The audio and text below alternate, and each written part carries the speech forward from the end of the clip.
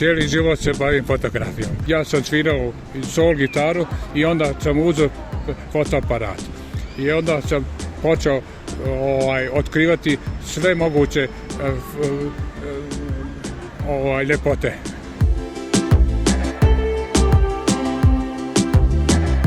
Ja sam radio u Glasu, bio urednik i fotograf. I u ratu sam bio, nažalost. I u ratu sam bio fotograf.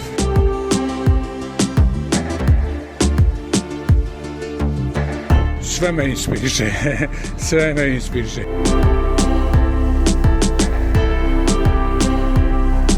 Sve zavisi od toga šta čovjek nosi u srcu.